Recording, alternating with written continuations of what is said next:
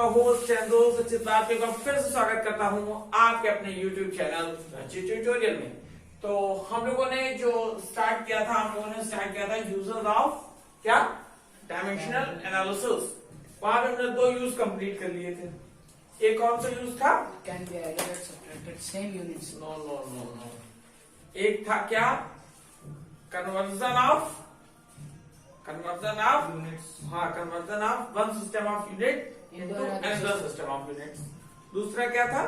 To check Dimensional correctness of to any check the dimensional correctness of physical equation, है ना।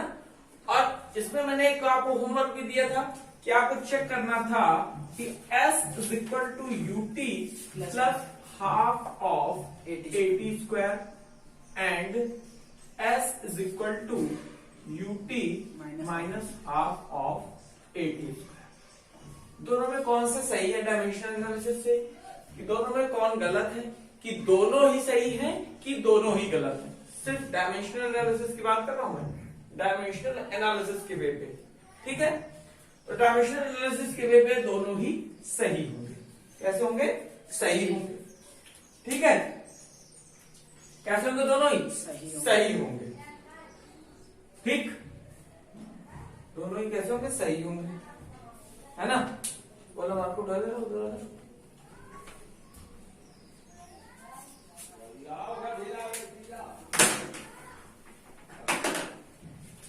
हमें ये देखना था दोनों में कौन सही है। ये सही है कि ये सही है, और मैंने आपको बताया कि दोनों ही सही हैं। कैसे? चलिए देख लेते हैं। और मैंने ये आपको ये नहीं बताया क्या कि ये जो S है या जो U है या जो T है, ये जो सारी इक्वेशन में सारी चीजें लिखी हैं, ये आपकी कौन सी इक्वेशन है? इमोशन की इक्वेशन है। यहाँ पे जो S होगा वो क्या होगा? डिस्टेंस होगी। क्या होगा? डिस्टेंस होगी, ठीक है। U क्या है? इनिशियल वेलोसिटी होगी, इनिशियल वेलोसिटी होगी, ठीक है। ए क्या है? acceleration. एक्सेलरेशन है। और टी क्या है? Time. टाइम। सेम सारी चीजें यहां पर भी, ठीक है। तो अब हम लोग क्या करेंगे कि हम लोग डायमेंशन एनालिसिस कर लेते हैं, यानी कि डायमेंशनल फॉर्मूला निकाल लेते हैं और देख लेते हैं क्या LHS और RHS दोनों इक्वल आते हैं या नहीं। अगर दोनों इक्वल आते हैं तो इन दैट केस ये पूरा क्या होगा? करेक्ट होगा, ठीक। तो चलिए देख लेते हैं फिर बिना किसी देरदारी के। चलिए देखिए,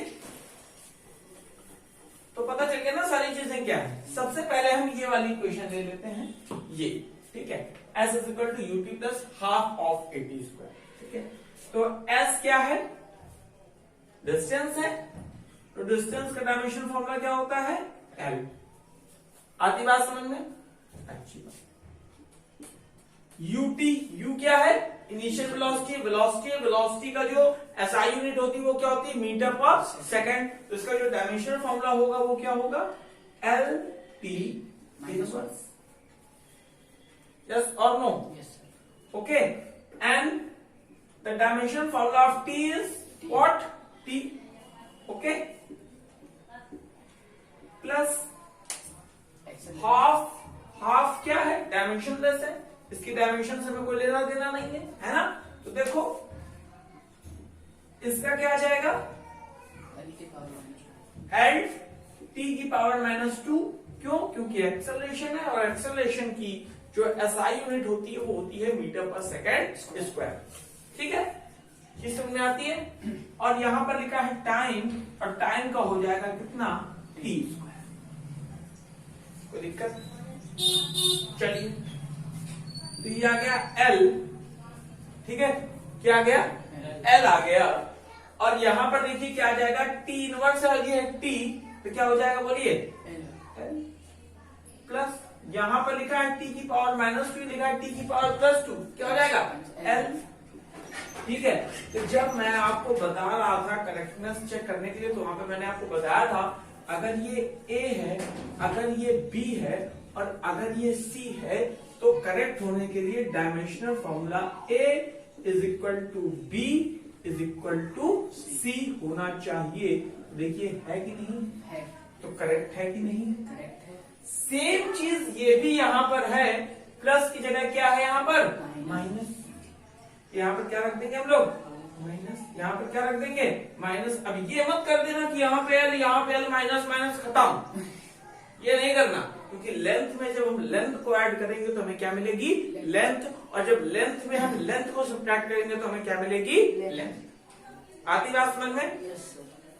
तो ये दोनों ही डायमेंशनल एनालिसिस से करेक्ट। ठीक है, अगर समझ में आ गया है तो अच्छी बात है, नहीं तो pause the video to note down. चलें फिर आगे। अगला एक और क्या कह सकते हैं, यूज था। क्या था use? Reducing the relation among the physical quantities. Reducing the relation among the physical quantities. इसकी आज हम लोग बात करेंगे। ठीक है, जी। चलिए हेडिंग डाल लीजिए। क्या हेडिंग डालेंगे? Reducing reducing the relation among the physical quantities. reducing the relation Among the physical quantities.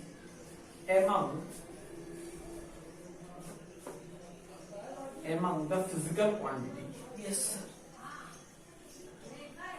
among the physical quantity। ठीक है,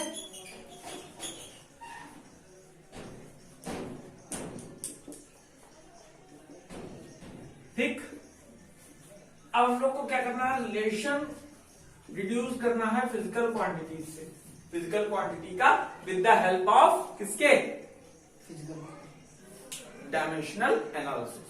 ठीक है, तो सबसे पहले क्या है कि अगर हम जानते हैं कि कोई फिजिकल क्वांटिटी है, ठीक है, कोई फिजिकल क्वांटिटी है Q। ठीक, कौन सी फिजिकल क्वांटिटी है? कोई फिजिकल क्वांटिटी है Q। ठीक है, और वो क्या कर रही है कि डिपेंड कर रही है अनदर फिजिकल क्वांटिटीज पे। मेरी बात गौर से सुनना, कि अगर कोई फिजिकल क्वांटिटी है वो डिपेंड कर रही है किसी अनदर फिजिकल क्वांटिटी पर, ठीक है, तो हम लोग क्या करते हैं? उसका रिलेशन निकाल लेते हैं। ठीक है, उसका रिलेशन निकाल लेते हैं और ये चीज देख लेते हैं क्या कि किस पर डिपेंड कर रही है, और उससे हम फॉर्मूले को निकाल लेते हैं। ठीक, मान लो कि Q है। क्या है? Q है। ठीक है, ये फिजिकल क्वांटिटी डिपेंड कर रही है एक्स वाई जेड पर। ये भी कोई फिजिकल क्वांटिटीज है। ठीक है, एक्स वाई जेड भी क्या है? कोई फिजिकल क्वांटिटीज है। ठीक, तो अगर जो फिजिकल क्वांटिटी Q है, ठीक है, वो प्रोपोर्शनल है x की पावर a के। किसके प्रोपोर्शनल है? x की पावर a के।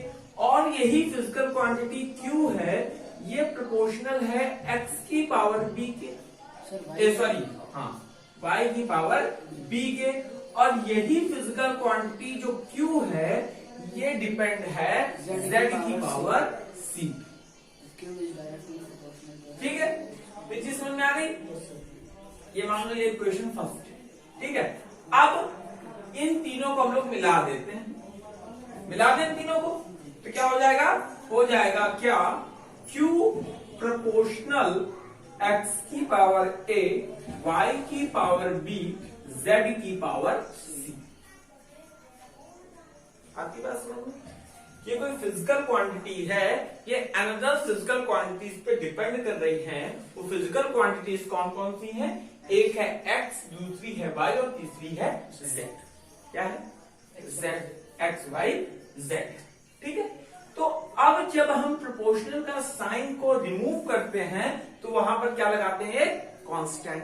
क्या लगाते हैं? कांस्टेंट। तो सबसे पहले हमने इसको हटाया और एक कांस्टेंट लगा दिया। कांस्टेंट जैसे मेरा नाम रचित है, कुछ भी लगा सकते हो। कांस्टेंट मैंने लगा दिया r। क्या लगा दिया? r। कोई दिक्कत है? तो नाम प्रशांत तुम p लगा दो, कहीं तो अपना नाम चलना चाहिए यार, है ना? तो यहां पर हमने लगा दिया कांस्टेंट। ठीक है, तो यहां पर हो गया x की पावर a, y की पावर b, z की पावर c। ठीक है, कांस्टेंट है, कुछ भी लगा सकते हैं। ठीक, तो अब जो ये q है, ये x पे भी डिपेंड कर रहा है, y पे भी डिपेंड कर रहा है और z पे भी डिपेंड कर रहा है। इतनी चीज समझ में आती है? ये रिलेशन हो गया और इससे ही हम सारी चीजें कैलकुलेट करेंगे। तो करना क्या है, सबसे पहले जब हम इसका डायमेंशन फॉर्मूला दोनों साइड का निकालेंगे तो ये जो होगा आर, देख लो भाई, ये जो होगा आर, क्या होगा आर, ये डायमेंशन लेस हो जाएगा। क्या हो जाएगा? डायमेंशन लेस हो जाएगा। ठीक है, डायमेंशन लेस हो जाएगा, मतलब इसकी कोई डायमेंशन होगी नहीं, इसका डायमेंशन फॉर्मूला निकाल नहीं पाएंगे। ठीक, पर इसका तो हम डायमेंशन फॉर्मूला निकाल लेंगे। Yes sir. और हम क्या करेंगे कि जो एक्सपोनेंट है यानी कि जो पावर्स चढ़ी हुई हैं एक्स, वाई और जेड पर, इन पावर्स को हम क्या कर लेंगे? इवेल्यूट कर लेंगे। क्या कर लेंगे? इवेल्यूट कर लेंगे। और जब ये पावर इवेल्यूट हो जाएगी तो हमें एक क्या फिजिकल क्वांटिटी का दूसरी फिजिकल क्वांटिटी के साथ रिलेशन मिल जाएगा। ठीक है, तो चीज समझ में आई पूरी? ठीक है, नोट कर लीजिए, पॉज करके।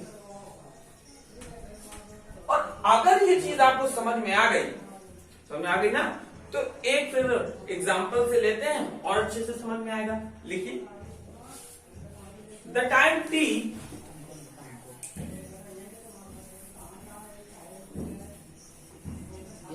देखिए, चलो देखो दिया हुआ है the time T of oscillation, time T period of oscillation of pendulum depends its length. T किस पे डिपेंड कर रहा है? इट्स लेंथ, यानी कि एल पे डिपेंड कर रहा है, डिपेंड्स इट्स लेंथ। लिख लिया? लिख लो अच्छा फिर से, the time period T of oscillation of a pendulum depends on its length L. ठीक है, acceleration due to gravity G, acceleration due to gravity G, क्या लिख लिया? due to gravity G and mass of Bob, mass of Bob M. Bob होता है जिसे हम लोग कहते हैं गोला। तो देखा है ना पेंडुलम वाली घड़ी में जो ऐसे गोला कैसी से हुआ करता है, उसे हम लोग कहते हैं बॉब। क्या कहते हैं? बॉब। ठीक है, जॉन एंड बॉब नहीं, बॉब, है ना? कोई जॉन एंड बॉब फ्रेंड्स अलेव नहीं, कौन? बॉब। ये कौन? गोला जो पेंडुलम वाली घड़ी में देखो ऐसे ऐसे लटका करता वो होता है बॉब। ठीक है, तो लिखा ड्यू टू ग्रेविटी, लिखा and mass of bob M, using the method of dimensional analysis derive formula for time period of oscillation। तो अब हम लोगों को क्या करना है?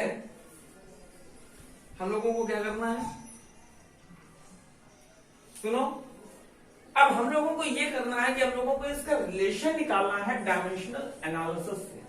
ठीक है, तो फॉर्मूला जानते ही हो क्या होता है?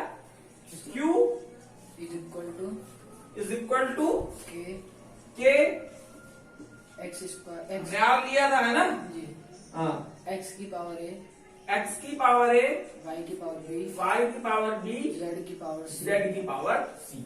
ठीक, तो अब देखो हमें निकालना किसका है? इसका निकालना है, यानी क्वांटिटी क्या हो जाएगी? t। हाँ कि ना? Yes sir. ठीक है, ये हो जाएगा यहां पर t is equal to r।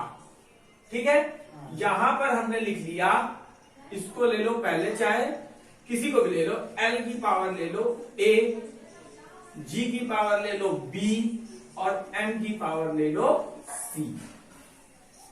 आगे बात समझ? ठीक, तो अब हम क्या करेंगे?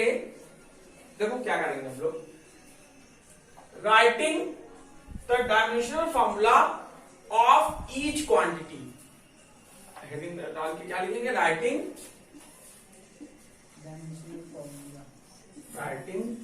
डायमेंशनल फॉर्मूला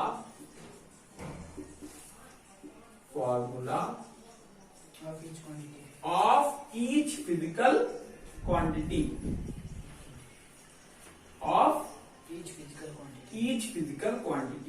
ठीक, आती बात समझ में? तो ये टी क्या है? टाइम पीरियड है। ठीक, तो टाइम पीरियड का क्या हो जाएगा? टी हो जाएगा।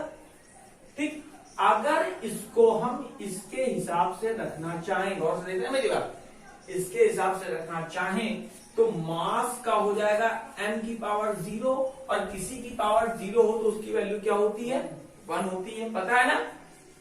क्या सर m क्या लिखा? m की पावर 0 रख दी क्योंकि इसका सिर्फ टाइम का आएगा t। ठीक है, तो अगर मैं m की पावर 0 रख दें यानी कि उसकी वैल्यू हो गई 1, कोई इफेक्ट नहीं पड़ेगा। ठीक है, l की पावर 0।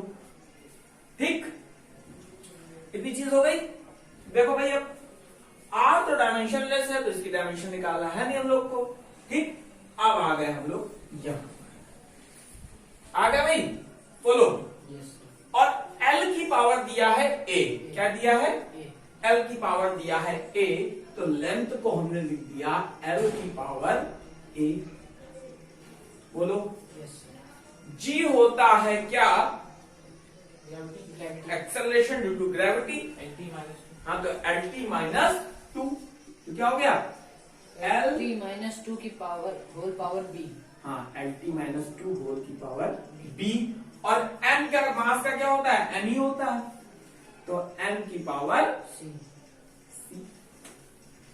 ठीक है, कोई हर चीज समझ में आ गई। Yes sir.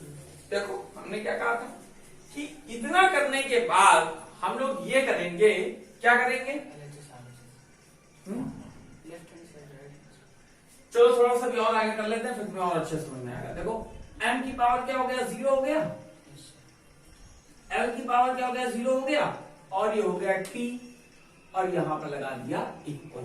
ये देखो ये लिखा है l की पावर a, ये लिखा है l की पावर b, और हमने बताया था कि जो डायमेंशनल फॉर्मूला होते हैं उनका हम मल्टीप्लिकेशन और division just like as a algebraic function की तरीके करते हैं। ठीक है, तो ये l की पावर a है, ये l की पावर b है, और जब मल्टीप्लाई करेंगे तो हो जाएगा l की पावर a प्लस b। तो लिख लेंगे क्या, l की पावर a प्लस b। हाँ या ना, यस सर। ठीक है। तो इसको अंदर नहीं लिख सकते क्या, a प्लस नहीं, अभी यहाँ पे तुमको नहीं, l की पावर a प्लस b फिर ब्रैकेट के अंदर नहीं, वैसे नहीं लिखेंगे, ऊपर ही रखते हैं। बताया था ना उस समय जब एक क्वांटिटी से दूसरी क्वांटिटी में चेंज करते हैं तब भी हम लोग बाहर ही देख रहे थे पावर। ठीक है, अब देखना, देखो P है, रखने को रख सकते हैं लेकिन सही है, ऐसे लग रहा है तो क्यों अभी हम लोग वो करेंगे ना, कंपैरिजन करेंगे। रख सकते हैं, रखते तो है ही MLT की पावर माइनस 2, ये रखते क्या, तो यहाँ पे क्या हो गया माइनस 2D। बोलो भाई हाँ कि ना, ठीक है। और ये आ गया m की पावर c। हमने एक चीज आपको ये बताई थी, क्या बताई थी, कि इतनी चीज जब निकल आती है तो फिर हम लोग क्या करते हैं, एक्सपोनेंट को कैलकुलेट करते हैं। किसको कैलकुलेट करते हैं, एक्सपोनेंट को कैलकुलेट करते हैं, और उससे फिर ये फॉर्मूला बन जाता है ना। तो देखो अब यहां पर हम इसको ऐसे लिखते हैं, m की पावर 0 लिखते हैं, और l की पावर 0 लिखते हैं, और t की पावर 1 है तो t को t ऐसे ही लिखे रहने दें। हाँ कि ना, देखो इधर अगली चीज देखो, l की पावर a प्लस b, हाँ कि ना, t की पावर माइनस 2b, हाँ कि ना, m की पावर c, हाँ कि ना, ठीक है, आ गया समझ में। अब हम लोग क्या करते हैं कि एक्सपोनेंट्स का कंपैरिजन कर लेते हैं। क्या कर लेते हैं, दोनों साइड्स पे comparing the exponents of both sides. देखो इधर, देखना इधर, ये m है, m है, और ये c है, और ये भी m है, तो ये c की वैल्यू क्या हो गई, 0 हो गई। आता है समझ में। यहां पर लिखा है t, यहां पर लिखा है माइनस 2b, क्या लिखा है, माइनस 2b लिखा है, तो यानी कि अगर हम कहते हैं क्या, minus 2b is equal to 1, तो b की वैल्यू क्या आ गई भाई, माइनस 1/2। हाँ कि ना, आ गई। बी की वैल्यू कितनी आ गई? -1/2। ठीक है। अच्छा, यहां पर लिखा है l की पावर a प्लस बी। क्या लिखा हुआ है? l की पावर a प्लस बी। और यहां पर l की पावर कितनी है? जल्दी बोलो भाई। 0। तो a plus B is equal to क्या आ गया भाई? 0। और a और b की जगह क्या रख दे? -½ इज इक्वल टू 0।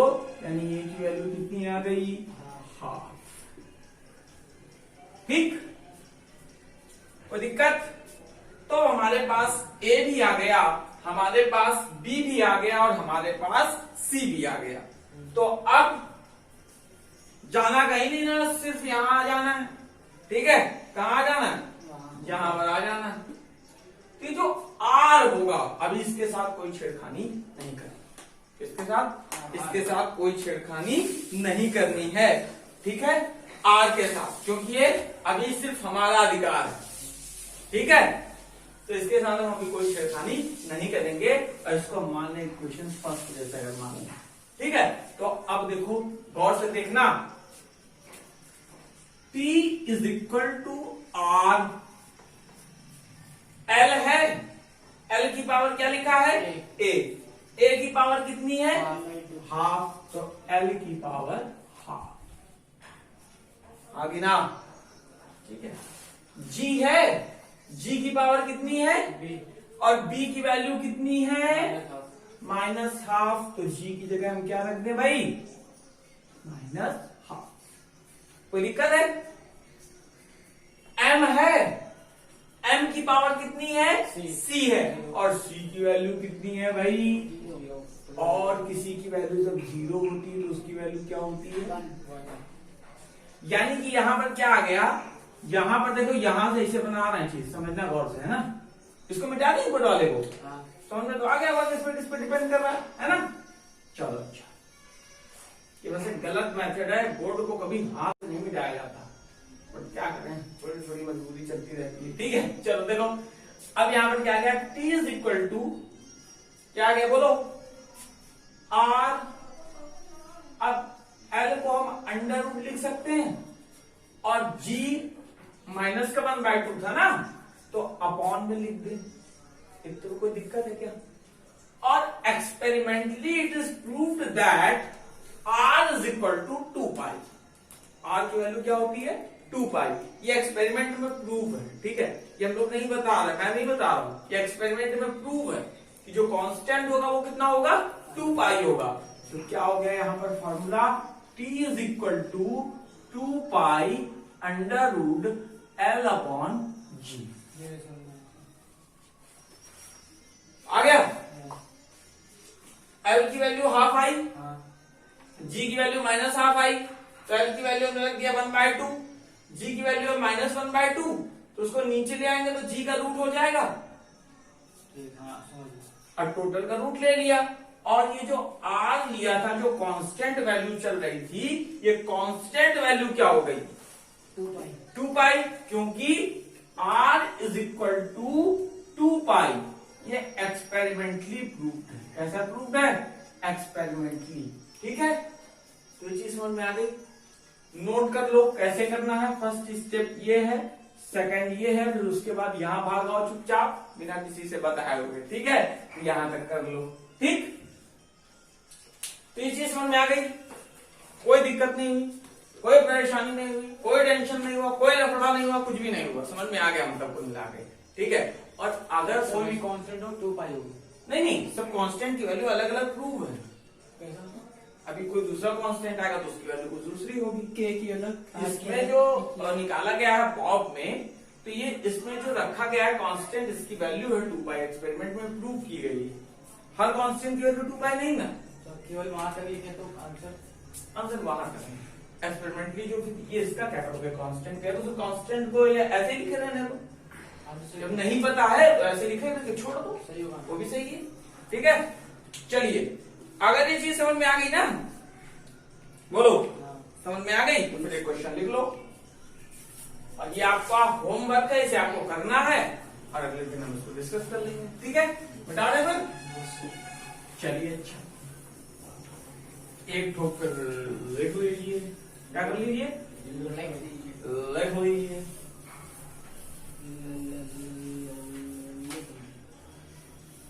कर लीजिए, ल हुई है ना, राइट हो गई है भाई। चलो ये लिखो, क्या लिखना है, लिखो the speed of a sound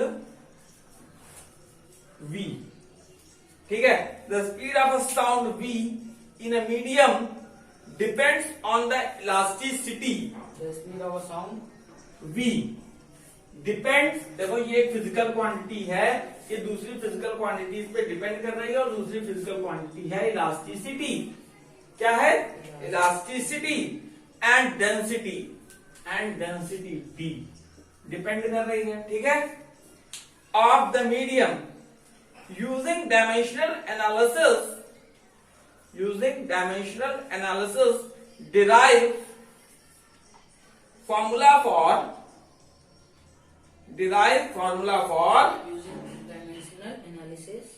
Using dimensional analysis. Derive formula for speed of sound in given medium।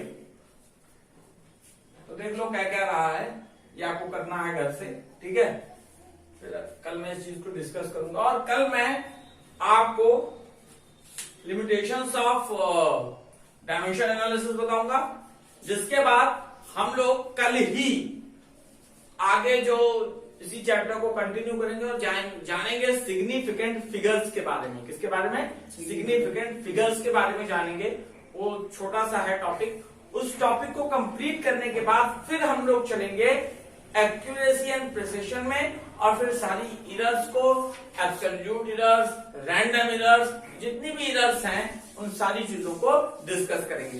एक बार देख लीजिए करना क्या है, एक फिजिकल क्वांटिटी है v किसी मीडियम पर, वो डिपेंड करती है इलास्टिसिटी E पर और डेंसिटी D पर। तो हमें करना क्या है, हमें निकालना है, डिराइव करना है फॉर्मूला, यानी कि इन दोनों के बीच में relation with the help of dimensional analysis, ठीक है। इलास्टिसिटी क्या होता है, डायमेंशन।